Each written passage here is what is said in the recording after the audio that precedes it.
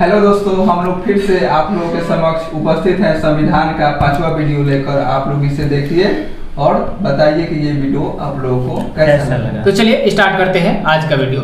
तो आज का पहला क्वेश्चन हम इन लोग से स्टार्ट करेंगे और दूसरा क्वेश्चन आप लोग से। इधर ग्रुप डी वाले हैं और इधर एसएससी जीडी वाले। तो चलिए आज का मुकाबला स्टार्ट करते हैं। बताइए आप लोग कि संविधान निर्माण के लिए उद्देश्य प्रस्ताव किसने पेश किया था? जवाहरलाल नेहरू। बिल्कुल, संविधान के निर्माण के लिए जो उद्देश्य प्रस्ताव पेश किया गया था वो जवाहरलाल नेहरू के द्वारा ही पेश किया गया था। चलिए आप बताइए कि डॉक्टर भीमराव अंबेडकर की अध्यक्षता में गठित प्रारूप समिति की कार्य क्या सौंपा गया था?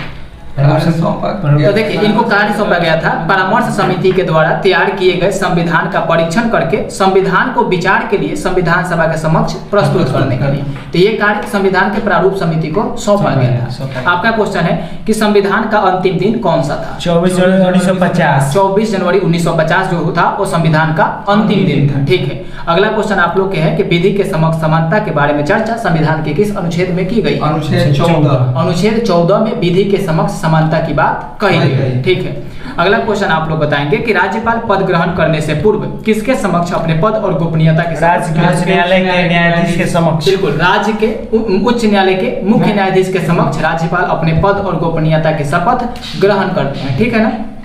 अगला क्वेश्चन आप लोग बताइए कि राज्य के निम्न सदन को क्या कहा जाता है? विधानसभा। बिल्कुल, विधानसभा जो होता है राज्य का निम्न सदन होता है। आप बताइए कि संविधान सभा ने भारतीय संविधान में किस अनुच्छेद को अंतर्राष्ट्रीय शांति और सुरक्षा की अभिवृद्धि के लिए समाविष्ट किया है? फिर से क्वेश्चन सुन लीजिए, क्वेश्चन फिर से सुनिए। भारतीय संविधान सभा ने भारतीय संविधान में किस अनुच्छेद को अंतर्राष्ट्रीय शांति और सुरक्षा की अभिवृद्धि के लिए समाविष्ट किया है? 51 अनुच्छेद। बिल्कुल, आर्टिकल 51 को अंतर्राष्ट्रीय शांति के लिए अभिवृद्धि के लिए समाहित किया गया है संविधान सभा में। ठीक है ना। आप लोग बताइए कि भारत के संविधान में सार्वजनिक आदेश मद का समावेश किस अनुसूची में है? 7वीं समवर्ती सूची। ठीक है ना। भारत के संविधान में सार्वजनिक आदेश मद का समावेश होता है समवर्ती सूची। ठीक है ना। अगला क्वेश्चन आपका है कि बंदी प्रत्यक्षीकरण रिट जारी करने का अधिकार केवल किसमें नहीं? सर्वोच्च न्यायालय और उच्च न्यायालय। बिल्कुल, सर्वोच्च न्यायालय और उच्च न्यायालय दोनों क्या कर सकते हैं? तो बंदी प्रत्यक्षीकरण रिट जारी कर सकते हैं। ठीक है ना। आप लोग बताइए, आप लोग का क्वेश्चन है कि भारतीय संविधान के अनुच्छेद 30 का संबंध किससे है? अल्पसंख्यकों के शिक्षा संस्थानों से। बिल्कुल, अल्पसंख्यकों के शिक्षा संस्थानों की स्थापना तथा उनके प्रबंधन के अधिकार से संबंधित है अनुच्छेद 30। ठीक है ना। आपका क्वेश्चन है कि संघ सरकार के द्वारा किसी राज्य को विशेष दर्जा प्रदान करने का क्या तात्पर्य है? केंद्र से उसको अधिक लाभ मिलेगा। बिल्कुल, बाद में केंद्रीय सहायता की अधिक प्रतिशतता सहायता अनुदान के रूप में होगी। इसी के लिए संघ सरकार के द्वारा किसी भी राज्य को विशेष राज्य का दर्जा दिया जाता है। ठीक है, आपका क्वेश्चन है एसएससी जीडी वाले का कि भारतीय संविधान के किस अनुच्छेद के तहत राज्य को पर्यावरण, वन तथा अन्य जीवन की सुरक्षा का अधिकार मिला है? अनुच्छेद 48। बिल्कुल, अनुच्छेद 48 के 1 के तहत राज्य को पर्यावरण, वन तथा अन्य जीवन सुरक्षा का अधिकार दिया गया है। ठीक है ना। तो याद रखेंगे। अगला क्वेश्चन आपका है कि भारत के राष्ट्रपति के द्वारा आपात स्थिति की उद्घोषणा मंत्रिमंडल की लिखित सलाह मिलने पर ही की जा सकती है। किस संविधान संशोधन के पश्चात इसे संविधान में जोड़ा गया? बिल्कुल, 44वां संविधान संशोधन 1978 के द्वारा ये इसमें जोड़ दिया गया। 1978 के द्वारा जोड़ा गया है कि जो राष्ट्रपति आपातकाल की घोषणा करेंगे ये मंत्रिपरिषद के लिखित मंत्रिमंडल द्वारा लिखित सलाह के बाद ही करेंगे। ठीक है ना। याद रखेंगे। अगला क्वेश्चन बताइएगा कि किस संविधान संशोधन द्वारा यह स्पष्ट किया गया कि जब दोनों सदन के द्वारा पारित कोई संविधान संशोधन विधेयक राष्ट्रपति के सम्मुख प्रेषित किया जाएगा तब राष्ट्रपति उस पर अपनी स्वीकृति देने से मना नहीं कर सकते हैं? बिल्कुल, 24वां संविधान संशोधन 1971 में यह स्पष्ट कर दिया गया कि जब संसद के द्वारा संविधान संशोधन विधेयक पर अगर कोई बिल राष्ट्रपति के पास दोनों सदनों से पास करके भेजा जाएगा तो राष्ट्रपति उस पर अपना स्वीकृति देंगे ही, क्योंकि उस समय वो स्वीकृति देना से माना नहीं कर सकते। ये 24वां संविधान संशोधन 1971 में कहा गया है। ठीक है।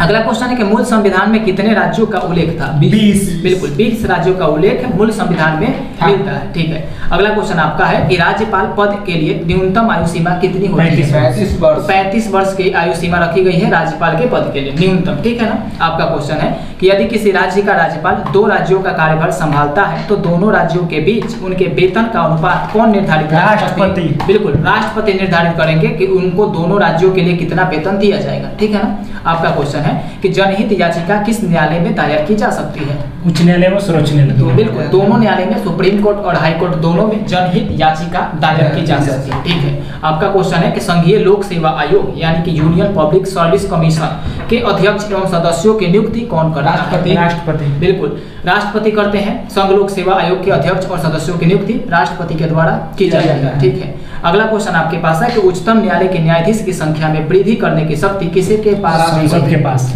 सांसद के पास दी गई है। अगर उच्चतम न्यायालय के न्यायाधीशों की संख्या में वृद्धि करना है तो ये शक्ति किसके पास है? सांसद के पास है। ठीक है, आपका क्वेश्चन है कि यदि लोग चुन कर आएंगे योग्य, चरित्रवान और ईमानदार हुए तो वे दोषपूर्ण संविधान को भी सर्वोत्तम बना देंगे। यह कथन किसका था? भीमराव अम्बेडकर। डॉक्टर भीमराव अम्बेडकर का यह कथन था कि यदि जो लोग चुन कर आ रहे हैं अगर वो चरित्रवान हो, ईमानदार हो, योग्य हो तो ये जो संविधान है ये दोषपूर्ण भी होगा तो उन्हें क्या बना देंगे? सर्वोत्तम बना देंगे। ठीक है, ये बात भीमराव अम्बेडकर ने कही थी। बताइएगा, आप लोग बताएंगे कि भारत में न्यायिक पुनरीक्षण की शक्ति का प्रयोग किसके द्वारा किया जाता है? न्यायिक पुनरावलोकन की शक्ति नहीं, न्यायिक पुनरावलोकन की शक्ति का प्रयोग सिर्फ सुप्रीम कोर्ट के द्वारा किया जाता है। आर्टिकल 137 में इस बात की चर्चा की गई है, न्यायिक पुनरावलोकन की बात की चर्चा की गई है। आप लोग का ही क्वेश्चन है अब, केंद्रीय मंत्रिमंडल की जिम्मेवारी किसके प्रति होती है? लोकसभा। बिल्कुल, केंद्रीय मंत्रिमंडल की जिम्मेवारी लोकसभा के प्रति होती है। ठीक है, आप बताइएगा आप लोग कि सर्वोच्च न्यायालय के न्यायाधीश को उनके पद से कैसे, मतलब कि कौन हटा सकता है? राष्ट्रपति संसद के परामर्श से। बिल्कुल, संसद के परामर्श महाभियोग की प्रक्रिया से राष्ट्रपति हटा सकता है। ठीक है ना, याद रखेंगे। आपका क्वेश्चन है कि राष्ट्रपति के विरुद्ध महाभियोग कहाँ लाया जा सकता है? संसद के किसी भी सदन में लाया जा सकता है। आप बताइए किस संविधान संशोधन द्वारा लोकसभा तथा राज्यसभा विधानसभाओं का कार्यकाल बढ़ाया गया था? लोकसभा, राज्यसभा और विधानसभाओं का कार्यकाल किस संविधान संशोधन से बढ़ाया गया था? 42वां संविधान संशोधन के द्वारा। आप बताइए CCEA का क्या तात्पर्य है? Cabinet committee economic affairs. बिल्कुल, बहुत ही अच्छा। Cabinet committee on economic affairs CCEA का फुल फॉर्म होता है। आपका क्वेश्चन है कि किस आयोग का गठन करने के लिए 94वां संविधान संशोधन अधिनियम बना है? 94वां संविधान संशोधन अधिनियम किस आयोग के गठन करने के लिए बनाया गया? दहेज के अनुसूचित जाति के पृथक आयोग के गठन के लिए। बिल्कुल, अनुसूचित जनजाति के पृथक आयोग के गठन के लिए 94वां संविधान संशोधन किया गया था। आप ही लोग का क्वेश्चन है कि 1950 में योजना आयोग का गठन कैसे किया गया? मंत्रिमंडल के प्रस्ताव पर। बिल्कुल, एक मंत्रिमंडल के प्रस्ताव के द्वारा योजना आयोग का गठन 1950 ईस्वी में किया गया था। ठीक है, अब योजना आयोग का नाम चेंज किया गया है, अब इसका नाम नीति आयोग है। ठीक है, आपका क्वेश्चन है कि संविधान के किस अनुच्छेद में वित्त आयोग का उल्लेख किया गया है? 280। बिल्कुल, आर्टिकल 280 में वित्त आयोग का उल्लेख किया गया है। आप बताइए 1951 में गठित प्रथम वित्त आयोग के अध्यक्ष कौन थे? केसी नियोगी। बिल्कुल, केसी नियोगी जी थे। 1951 में जो गठित हुआ था प्रथम वित्त आयोग का अध्यक्ष। ठीक है ना, आपका क्वेश्चन है कि किस समिति ने केंद्रीय प्रशासनिक सेवाओं को समाप्त करने के लिए सिफारिश की थी? मतलब ऐसी कौन सी समिति थी जो केंद्रीय प्रशासनिक सेवाओं को समाप्त करने के लिए? राजमन्नार समिति थी, राजमन्नार समिति। ठीक है, अगला क्वेश्चन आप लोग का है कि संविधान की 6वीं अनुसूची में किन राज्यों के लिए विशेष प्रावधान दिए गए? असम, मेघालय, त्रिपुरा, मिजोरम। बिल्कुल, असम, मेघालय, त्रिपुरा और मिजोरम, इन कितने राज्य हैं? चार राज्यों के लिए विशेष प्रावधान दिए गए हैं कि संविधान की 6वीं अनुसूची में। ठीक है ना, अगला क्वेश्चन आप लोग बताइए कि केंद्र सूची, राज्य सूची और समवर्ती सूची का विवरण संविधान में कहाँ है? 7वीं अनुसूची में तीनों सूची के बारे में चर्चा की गई है। केंद्र सूची पर कानून केंद्र बनाएंगे, राज्य सूची पर कानून राज्य बनाएंगे, लेकिन समवर्ती सूची पर कानून केंद्र और राज्य दोनों बना सकते हैं। ठीक है, अगला क्वेश्चन आप लोग बताइए 1950 में लागू मूल संविधान में कितनी भाषाओं को मान्यता दी गई? 14 भाषाओं को मान्यता दी गई थी जब संविधान 1950 में लागू हुआ था। ठीक है ना, अगला क्वेश्चन कि भारत का महान्यायवादी कब तक अपने पद पर बना रह सकता है? राष्ट्रपति के भारत का महान्यायवादी कब तक अपने पद पर बना रह सकता है? जब तक राष्ट्रपति चाहे भारत के महान्यायवादी राष्ट्रपति के पद पर बने रह सकते हैं। ठीक है, आप बताइए अंतरिम सरकार का गठन कब किया गया? 6 सितंबर 1946। बिल्कुल, 6 सितंबर 1946 को अंतरिम सरकार का गठन किया गया था। आप बताइए केंद्र और राज्य सरकार के बीच विवादों का हल किसके अधिकार क्षेत्र में है? उच्चतम न्यायालय। उच्चतम न्यायालय का अधिकार क्षेत्र में है केंद्र और राज्यों के बीच के विवादों का हल करना। ठीक है ना? आप बताइए, भारतीय संविधान का स्वरूप संघात्मक है या एकात्मक? दोनों का समन्वय है। बिल्कुल, भारत का जो संविधान है यह संघात्मक और एकात्मक दोनों का क्या है? समन्वय है। बिल्कुल। बताइएगा कि लोकसभा भंग होने के पश्चात भी अध्यक्ष अपने पद पर नई लोकसभा के प्रथम अधिवेशन के ठीक पहले तक बना रहता है। संविधान के किस अनुच्छेद के अंतर्गत यह प्रावधान किया गया है? अनुच्छेद 193, अनुच्छेद 94। बिल्कुल, अनुच्छेद 94 में यह प्रावधान किया गया है कि लोकसभा अगर भंग भी हो जाए तो जो लोकसभा के अध्यक्ष है अपने पद पर बने रहेंगे। अपने पद पर कब तक बने रहेंगे? कि जब तक नए लोकसभा के अध्यक्ष का चुनाव ना हो जाए और प्रथम बैठक ना हो जाए। ठीक है, याद रखेंगे। इसकी चर्चा अनुच्छेद 94 के अंतर्गत की गई है। आप बताइए, तारांकित प्रश्न किन्हें कहते हैं? जो तुरंत प्रश्न का उत्तर चाहता हो। जो प्रश्न का उत्तर संसद तुरंत चाहती है, उन्हें संसद के जो अध्यक्ष होते हैं वो तुरंत चाहते हैं, उन्हें तारांकित प्रश्न कहा जाता है। ठीक है, अगला क्वेश्चन बताइएगा कि भारतीय गणराज्य का संवैधानिक अध्यक्ष कौन होता है? राष्ट्रपति।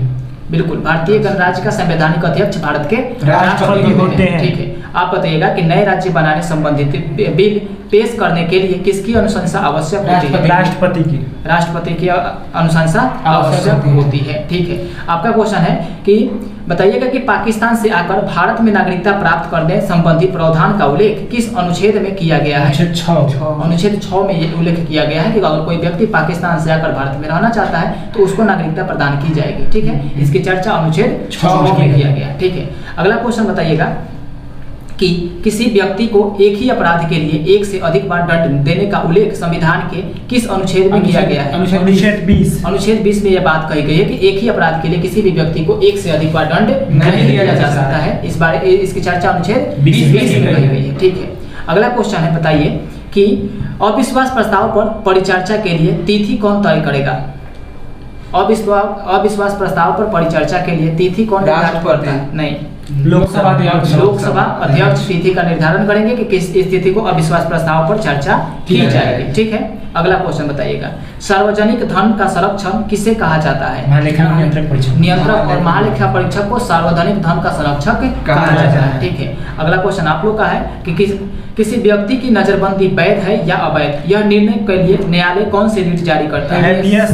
हेबियस कॉर्पस जारी करता है। किसी भी जो व्यक्ति है उसकी जो नजरबंदी की गई है वो वैध है या अवैध, इसके लिए सर्वोच्च न्यायालय हेबियस कॉर्पस रीट क्या करता है? जारी करता है। अगला क्वेश्चन है, बताइए कि न्यायालय प्रतिषेध रीट किस उद्देश्य में जारी करता है? हम लोग हाँ, तो उसके जो मतलब अधीनस्थ न्यायालय और उसके क्षेत्र अधिकार से बाहर उसे रोकने के लिए प्रतिषेध लेख जारी किया जाता है। बताइएगा आप लोग कि 44वां संविधान संशोधन कब किया गया था? 1978। बिल्कुल, 1978 में 44वां संविधान संशोधन किया गया था। आप लोग बताइए कि मौलिक अधिकारों के संशोधन के प्रश्न पर विवाद किस आधार पर उच्चतम न्यायालय ने पहली बार संशोधन के लिए फैसला दिया? शंकरी प्रसाद और बिहार राज्य। शंकरी प्रसाद बनाम बिहार राज्य के बाद ही सर्वोच्च न्यायालय ने फैसला किया कि मौलिक अधिकार में भी संशोधन किया जा सकता है। ठीक है, अगला क्वेश्चन है, क्वेश्चन आप लोग बताएंगे कि राष्ट्रपति का चुनाव किन चुनाव प्रणाली के आधार पर किया जाता है? बिल्कुल, राष्ट्रपति के चुनाव में एकल संक्रमणीय मत प्रणाली का उपयोग किया जाता है, प्रयोग किया जाता है। ठीक है, आपका क्वेश्चन है, कार्य संचालन में राष्ट्रपति की सहायता कौन करता है? मंत्रिपरिषद करता है। कार्य संचालन में राष्ट्रपति की सहायता मंत्रिपरिषद करता है। आप लोग का क्वेश्चन है, भारतीय संविधान के अनुसार राज्यों की विधायिका में क्या सम्मिलित है?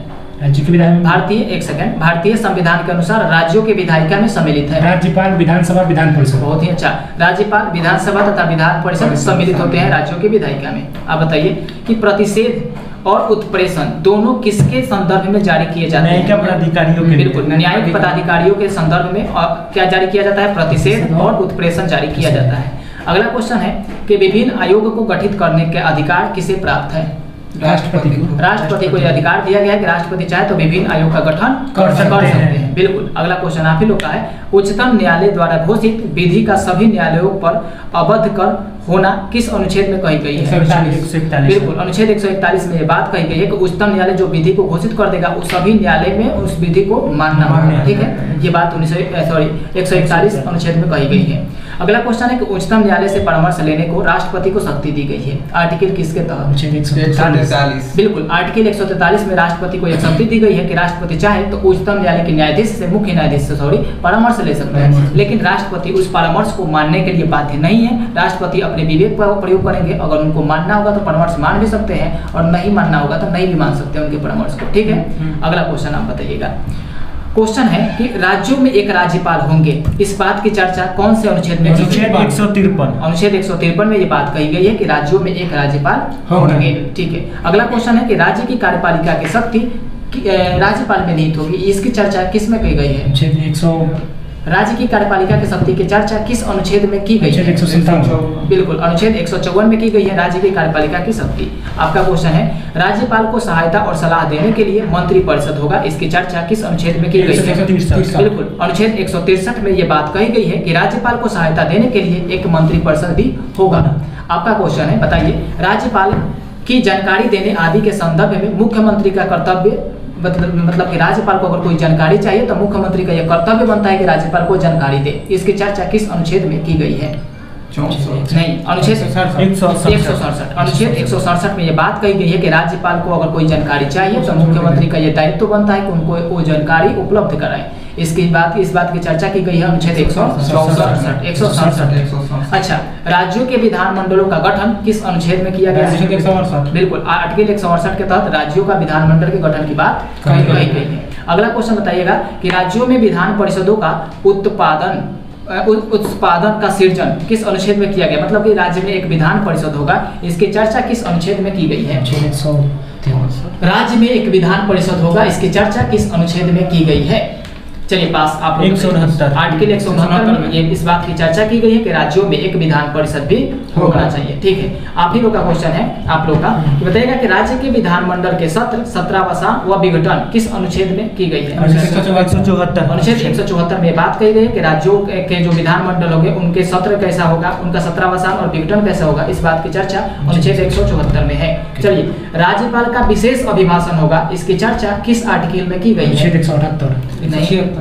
आर्टिकल 176 में राज्यपाल के विशेष अभिभाषण की चर्चा की गई है। ठीक है, आप लोग बताएंगे कि विधानसभा का अध्यक्ष और उपाध्यक्ष होंगे, इस बात की चर्चा अनुच्छेद 178 में की गई है कि जो विधानसभा है इनके अध्यक्ष और उपाध्यक्ष दोनों होंगे, इस बात की चर्चा अनुच्छेद 178 में देखने को मिलती है। ठीक है, आप लोग बताइए अध्यक्ष और उपाध्यक्ष का पद रिक्त होना, पद त्याग और पद से हटाया जाना किस अनुच्छेद में चर्चित है?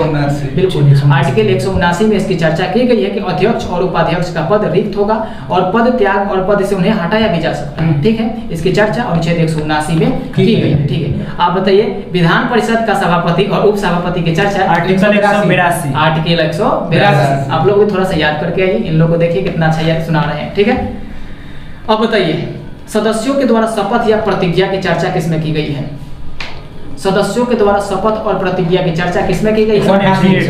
आर्टिकल 188 में की गई है। ठीक है, आप बताइए कि धन विधेयक को परिभाषित किया गया है राज्यों के लिए 199 राज्यों के लिए धन विधेयक को 199 में क्या किया गया है? परिभाषित किया गया है। चलिए, वार्षिक वित्तीय विवरण को किस अनुच्छेद में?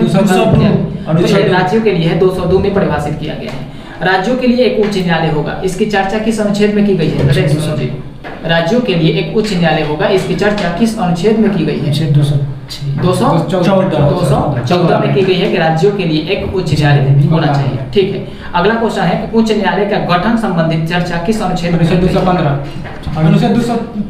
बिल्कुल, अनुच्छेद 216 में उच्च न्यायालय के गठन संबंधित चर्चा की गई। आप ही का क्वेश्चन है, बताइए कि जिला न्यायाधीश की नियुक्ति किस आर्टिकल में है? जिला न्यायाधीश की नियुक्ति किस आर्टिकल में है? आप लोग बताइए। 233 में है। ठीक है, संघ राज्य क्षेत्रों का प्रशासन किस आर्टिकल में है? 239 आर्टिकल में संघ राज्य क्षेत्रों का प्रशासन है। बताइएगा ग्राम सभा एक मिनट, दिल्ली के संबंध में विशेष उपबंध किस आर्टिकल में दिए गए हैं? दिल्ली के संबंध में विशेष उपबंध किस आर्टिकल? आप लोगों को अनुच्छेद बिल्कुल याद नहीं है। आप 239 के क में दिया गया है दिल्ली के संबंध में विशेष उपबंध। ठीक है, अगला क्वेश्चन बताइएगा आप ही लोग का है कि ग्राम सभा के बारे में चर्चा 243 के क में ग्राम सभा के बारे में चर्चा की गई है। इन लोग को बहुत अच्छा याद है। आप बताइए कि नगर पालिकाओं का गठन किस आर्टिकल में है? 243 के थ में। बिल्कुल, 243 के थ में नगर पालिकाओं का चर्चा है। अभी आप एक अनुच्छेद बताएं। ठीक है, थोड़ा कल से पढ़ कर आइए। अगला क्वेश्चन, बताइए कि अनुसूचित जाति, अनुसूचित क्षेत्रों और जनजाति क्षेत्रों का प्रशासन संबंधित बात किस अनुच्छेद में की गई है? 244 में की गई है। ठीक है। अगला क्वेश्चन है कि यदि आपातकाल की उद्घोषणा प्रवर्तन में हो तो राज्य सूची के विषय के संबंध में विधि बनाने की संसद की शक्ति दी गई है, इसकी चर्चा किस अनुच्छेद में है? आप लोग बताओ। 250 में शक्ति दी गई है राज्य के संसद को। ठीक है। यदि आपातकाल की उद्घोषणा प्रवर्तन में हो तो राज्य सूची के विषय के संबंध में विधि बनाने की शक्ति संसद को प्राप्त है। आपातकाल के दौरान संसद राज्य सूची के भी विषय पर क्या कर सकता है? विधि बना सकता है। इसी की चर्चा आर्टिकल 250 में की गई है। ठीक है ना। आप बताइए अंतर्राष्ट्रीय करारों को प्रभावी करने के लिए विधानसभा होगा, उसके लिए चर्चा किस अनुच्छेद में है? अंतर्राष्ट्रीय करारों को प्रभावी करने के लिए विधानसभा की चर्चा किस अनुच्छेद में की गई है? आप सब बताइए। 253। अब बताइए आप ही लोग का क्वेश्चन है कि अंतरराज्यीय नदियों या नदी कानूनों के जल संबंधित विवाद का निर्णय किस अनुच्छेद? अनुच्छेद 262। ठीक है। आप लोग बताइए अंतरराज्य परिषद के संबंध में उपबंध किस आर्टिकल में है? अंतरराज्य परिषद के संबंध में उपबंध किस आर्टिकल में? बताइए। अनुच्छेद 263। ठीक है ना। अंतरराज्य परिषद के संबंध में आप बताइए कि भारत और राज्यों की संचित निधियां और लोक लेखा के बारे में चर्चा किस आर्टिकल में है? 266 में भारत के संचित निधि के बारे में चर्चा की गई है। आप बताइए कि भारत में के आकस्मिक निधि के बारे में चर्चा किस आर्टिकल में की गई है? आकस्मिक निधि, हाँ 267 में की गई है। आकस्मिक निधि की चर्चा आर्टिकल 267 में। आप बताइए कि संघ द्वारा उद्गृहित किए जाने वाले किंतु राज्य द्वारा संग्रहित और विनियोजित किए जाने वाले शुल्क की चर्चा किस अनुच्छेद 268 में? तो चलिए आर्टिकल तो लगभग खत्म हो गया। अब आप लोग बताएंगे कि संघ, आप ही लोग का क्वेश्चन है कि संघ द्वारा उद्गृहित और संग्रहित किंतु राज्यों के द्वारा सौंपे जाने वाले कर की चर्चा किस? 269। बिल्कुल आर्टिकल 269 में की गई है। आप लोग बताइए कि संघ द्वारा उद्गृहित एवं संघ और राज्य के बीच वितरित किए जाने वाले कर की चर्चा किस आर्टिकल में की गई है? आर्टिकल 270 में इसकी चर्चा की गई है। ठीक है। आप लोग बताइएगा कि कुछ राज्यों को संघ से अनुदान दिया जाएगा, इसकी चर्चा किस आर्टिकल में है? 275। आर्टिकल 275 में कहा गया कि कुछ राज्यों को संघ से अनुदान भी दिया जाएगा, इसकी चर्चा आर्टिकल 275 में किया गया। ठीक है। आप बताइएगा कि वित्त आयोग की वित्त आयोग भारत में एक होगा, इसकी चर्चा किस आर्टिकल में की गई है? बिल्कुल 280 में ये बात कही गई है कि भारत में एक वित्त आयोग का गठन किया जाएगा। आप बताइए कि वित्त आयोग की सिफारिशें की चर्चा किस आर्टिकल में? आर्टिकल 281 में वित्त आयोग की सिफारिशें की चर्चा की गई है। संविधान सभा की पहली बैठक कब हुई थी? 9 दिसंबर 1946। बिल्कुल 9 दिसंबर 1946 को संविधान सभा की प्रथम बैठक हुई थी। ठीक है। आप बताइए भारतीय स्वाधीनता अधिनियम 1947 के बाद संविधान सभा की स्थिति में कौन सी महत्वपूर्ण परिवर्तन हुआ है? भारतीय सभा के भारतीय डोमेनियन के केंद्रीय विधानमंडल के रूप में कार्य करना प्रारंभ कर दिया। मतलब कि भारत का जो संविधान सभा था वो धीरे धीरे क्या हो गया? संसद के रूप में कार्य करना प्रारंभ कर दिया। ठीक है ना। ये 1947 के बाद। अगला क्वेश्चन आप लोग का है कि भारत में सर्वोच्च सत्ता धारक कौन होते हैं? राष्ट्रपति नहीं, भारत की जनता। भारत में सर्वोच्च सत्ता धारक होते हैं भारत की जनता। आप बताइए भारतीयों को सत्ता के हस्तांतरण का उल्लेख सर्वप्रथम कर दिया गया था किस मिशन में, किस प्रस्ताव में? किस प्रस्ताव का? क्रिप्स प्रस्ताव 1942 भारतीयों को सत्ता के हस्तांतरण का उल्लेख कर दिया गया था। आप बताइए कि संविधान के भाग 3 में वर्णित मौलिक अधिकारों की संख्या वर्तमान में कितनी है? वर्तमान में 6 मौलिक अधिकार हैं जो कि संविधान के भाग 3 में वर्णित है। ठीक है ना। आप लोग बताइए भारतीय संविधान के अनुसार कल्याणकारी राज्य की अवधारणा किस अनुच्छेद में वर्णित है? बिल्कुल अनुच्छेद 38 में राज्य के कल्याणकारी, भारतीय संविधान के अनुसार कल्याणकारी राज्य की अवधारणा को वर्णित किया गया अनुच्छेद 38 में। ठीक है। आप बताइए कि गवर्नर जनरल भारत में किसका प्रतिनिधित्व करता था? ब्रिटिश सम्राट। बिल्कुल ब्रिटिश सम्राट का प्रतिनिधित्व करता था गवर्नर जनरल भारत में। आप बताइएगा कि भारत का संविधान प्रत्यक्ष रूप से किसके द्वारा स्वीकार किया गया? संविधान सभा के जो प्रतिनिधि, संविधान के माध्यम से भारतीय जनता ने। बहुत बढ़िया। संविधान सभा में अपने प्रतिनिधियों के माध्यम से भारत की जनता के द्वारा संविधान सभा को अंगीकार किया गया था। ठीक है ना। अगला क्वेश्चन, जम्मू कश्मीर में जहाँ पृथक संविधान है राज्यपाल की नियुक्ति कौन करता है? राष्ट्रपति। भारत के राष्ट्रपति ही करते हैं। आप बताइए अखिल भारतीय प्रशासनिक सेवाओं में नियुक्ति कौन करता है? राष्ट्रपति ही करते हैं अखिल भारतीय प्रशासनिक सेवाओं में नियुक्ति। आप बताइए राज्यपाल अध्यादेश कब जारी कर सकता है? 213। कब जारी कर सकता है? जब राज्य विधानसभा अवकाश में होगा। जब राज्य की विधानसभा अवकाश में होगी तो राज्यपाल अध्यादेश जारी कर सकते हैं। ठीक है। आप बताइए कि एक अभियुक्त को जिसे सत्र न्यायालय द्वारा मृत्यु दंड दिया गया है, किसी भी हालात में तब तक फांसी नहीं दी जा सकती जब तक कि उच्चतम न्यायालय पर मतलब उस पर विचार न करे, जब तक कि उसकी निर्णय उच्च न्यायालय के द्वारा पुष्टि नहीं हो जाती। मतलब कि कोई अधीनस्थ न्यायालय या फिर कोई अभियुक्त न्यायालय किसी व्यक्ति को मृत्यु दंड दे दिया, लेकिन उसे अभी फांसी नहीं दी जाएगी जब तक कि उच्च न्यायालय इस निर्णय की पुष्टि नहीं कर देगा। ठीक है ना, मतलब ये निर्णय सही है या गलत है। अगला क्वेश्चन बताइएगा, भारतीय संविधान के प्रारूप किसने तैयार किया था? BR अम्बेडकर प्रारूप समिति के अध्यक्ष थे, लेकिन प्रारूप तैयार किसने किया था?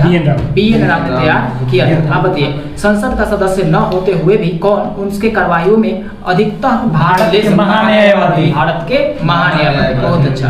आप लोग बताइएगा, राष्ट्रपति के निर्वाचन से संबंधित विवादों का विनिश्चय कौन करता है? उच्चतम न्यायालय। ठीक है, आप लोग बताइए, संविधान के किस अनुच्छेद में राष्ट्रपति पर महाभियोग लगाने की प्रक्रिया का वर्णन किया गया है? 261 आर्टिकल 161 ओनली 61। ठीक है, ठीक है। आप बताइएगा कि किसी राज्य के राज्यपाल की अनुपस्थिति में उनके कर्तव्यों का निर्वहन कौन करता है? किसी भी राज्य के राज्यपाल की अनुपस्थिति में उनके कर्तव्यों का निर्वहन कौन करता है? दूसरे स्टेट के राज्यपाल। बिल्कुल, पड़ोसी राज्य के राज्यपाल अतिरिक्त कार्यभार सौंप दिया जाता है। ठीक है, अगला क्वेश्चन है कि यदि कोई राज्य राष्ट्रपति शासन के अंतर्गत होता है तो उस राज्य का बजट कौन पारित करता है? संसद। बिल्कुल, उस राज्य का बजट संसद पारित करता है। आपका क्वेश्चन है, बताइए, भारतीय शासन में धर्मनिरपेक्षता विशेषता को संविधान के किस भाग में अपनी शक्ति प्राप्त होती है? आर्टिकल 15 से लेकर 25 तक धर्मनिरपेक्ष के बारे में विशेषता की चर्चा की गई है। अगला क्वेश्चन है कि यह कथन किसका है कि भारत का संविधान एक ऐसी शासन पद्धति की स्थापना करता है जो लगभग परिसंघ जेपी कृपलानी नहीं, प्रोफेसर केसी हैयर ने यह बात कही थी कि जो भारत का संविधान है एक ऐसी शासन पद्धति की स्थापना करता है जो लगभग परिसंघ कल्प है। ठीक है ना। अगला क्वेश्चन बताइएगा कि भारत के प्रधानमंत्री का वेतन और अनुलाभ निर्धारित किए जाते हैं किनके द्वारा? संसद के द्वारा। बिल्कुल, भारत के राष्ट्रपति को कितना वेतन दिया जाएगा, कितना अनुलाभ दिया जाएगा, इसकी चर्चा या ये निर्धारित कौन करता है? भारत के सांसद करते हैं। ठीक है, आपका क्वेश्चन बताइएगा कि भारत के प्रथम अध्यक्ष स्पीकर कौन थे जिनके विरुद्ध, एक सेकंड भाई, भारत के प्रथम स्पीकर कौन थे जिनके विरुद्ध लोकसभा में अविश्वास प्रस्ताव लाया गया? जीवी मावलंकर थे। भारत के प्रथम लोकसभा अध्यक्ष भी जीवी मावलंकर ही थे और इन्हीं के खिलाफ में अविश्वास प्रस्ताव लाया गया था। चलिए, आप बताइएगा, वर्ष 1961 में राज्यसभा और लोकसभा की संयुक्त बैठक बुलाई गई थी। रीजन क्या था संयुक्त बैठक बुलाने? दहेज उन्मूलन विधेयक के संबंध में पहली बार संयुक्त बैठक 1961 में बुलाई गई थी। आप लोग का अंतिम क्वेश्चन आज का है कि संविधान निर्माण के पहले मूल अधिकार तथा अल्पसंख्यकों के अधिकार पर सिफारिश करने के लिए गठित उप समिति के अध्यक्ष कौन थे? आचार्य जेपी कृपलानी थे। एक बार फिर से सुन लीजिए, संविधान निर्माण के पहले मूल अधिकार तथा अल्पसंख्यकों के अधिकार पर सिफारिश करने के लिए एक समिति का गठन किया गया था जिसके अध्यक्ष जेपी कृपलानी थे। तो आज के वीडियो में बस इतना ही। इसके अगले क्वेश्चन को हम नेक्स्ट वीडियो में पढ़ेंगे। तो चलिए, आज के लिए धन्यवाद।